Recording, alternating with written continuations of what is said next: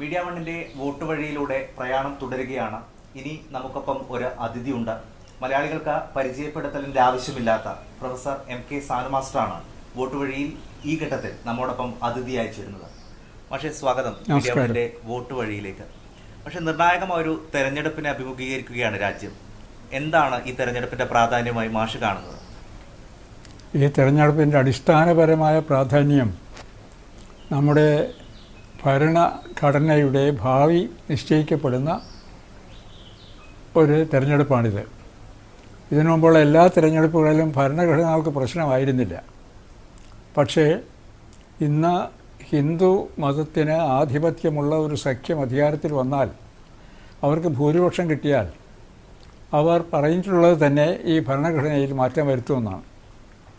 അങ്ങനെ മാറ്റം വരുത്തുന്നത് ജനാധിപത്യത്തിൻ്റെ സുഗമമായ പ്രവർത്തനത്തിന് വിഘാതമുണ്ടാക്കുകയും അത് ഭാവിയിൽ ജനാധിപത്യത്തിൻ്റെ കൊലയ്ക്ക് അവസാനിക്കുകയും ചെയ്യും എന്ന് കരുതുന്നതുകൊണ്ടാണ്. പക്ഷെ അതോടൊപ്പം തന്നെ GST, നോട്ട് നിരോധനം, ബീഫിന്റെ പേരിലുള്ള ആൾക്കൂട്ട കൊലപാതകം, അങ്ങനെ കുറേ സംഭവങ്ങൾ ഈ 5 വർഷത്തിനിടയിൽ നടന്നിട്ടുണ്ട്. അതൊക്കെ ഈ തെരഞ്ഞെടുപ്പിൽ വോട്ടർമാർക്കിടയിൽ ഒരു പ്രധാന വിഷയമായി വരും എന്ന് മാഷ് കരുതുന്നുണ്ടോ? പ്രധാന വിഷയമായി വടക്കേ ഇന്ത്യയിൽ ഇവിടെ വേണ്ടത്ര വരുന്നതായി ഞാൻ കാണുന്നില്ല. വരേണ്ടതാണ്, പക്ഷേ അത് കേരളത്തിൽ അതൊരു പ്രധാന ചർച്ചാ വിഷയമായി മാറുന്നത് ഞാൻ കാണുന്നില്ല. മാറേണ്ടതാണെന്ന് ഞാൻ കരുതുന്നു. കേരളത്തിൽ പല വിവാദങ്ങളിലും പെട്ട് ഇത്തരം വിഷയങ്ങൾ ചർച്ച ചെയ്യപ്പെടാതെ പോകുന്നുണ്ടോ? ഇല്ല, ചർച്ച ചെയ്യേണ്ടതാണ്. വിവാദങ്ങൾ പലതുണ്ട്, അക്കൂട്ടത്തിൽ ഇതുമൊക്കെ ചർച്ച ചെയ്യേണ്ടതാണ്. വിശേഷിച്ചും മാംസ നിരോധനവും അത് കഴിക്കുന്നവരെയോ അത് വിൽക്കുന്നവരെയോ ചിലപ്പോൾ തെറ്റിദ്ധരിച്ചും ഒക്കെ പലതരത്തിൽ പീഡിപ്പിക്കുകയോ കൊല്ലുകയൊക്കെ ചെയ്യുന്നതൊക്കെ ചർച്ച ചെയ്യേണ്ടതാണ്. പക്ഷേ ഒരു ശകലം അടക്കുന്നതുകൊണ്ടായിരിക്കും ഇവിടെ. പക്ഷേ എഴുത്തുകാർക്കും സാംസ്കാരിക പ്രവർത്തകർക്കും നേരെയുള്ള ഭീഷണിയൊക്കെ കേരളത്തിലും സംഭവിക്കുന്നുണ്ട്. പക്ഷേ കേരളത്തിൽ സംഭവിക്കുന്നുണ്ടല്ലോ കുറേയല്ല. ഒരു പുസ്തകം മാതൃഭൂമി പബ്ലിഷ് ചെയ്യുന്നതിനെതിരായിട്ട് വന്നു.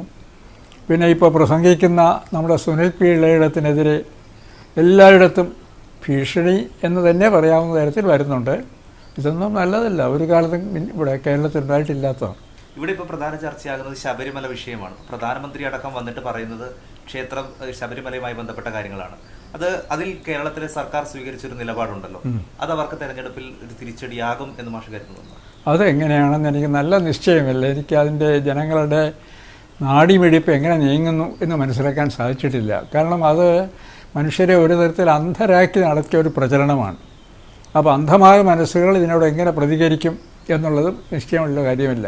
ഉദാഹരണത്തിന്, ഇത് ആചാരവിരുദ്ധം എന്ന് പറയുന്നത് അതിൻ്റെ അടിസ്ഥാനമായി തെറ്റാണ്. ഞാൻ തറവാട്ടിൽ ജനിച്ച ഒരാളാണ്. എൻ്റെ യൗവനകാലത്ത് എൻ്റെ വീട്ടിൽ എൻ്റെ അനന്തരവൾ ശബരിമലയ്ക്ക് പോയിരുന്നു.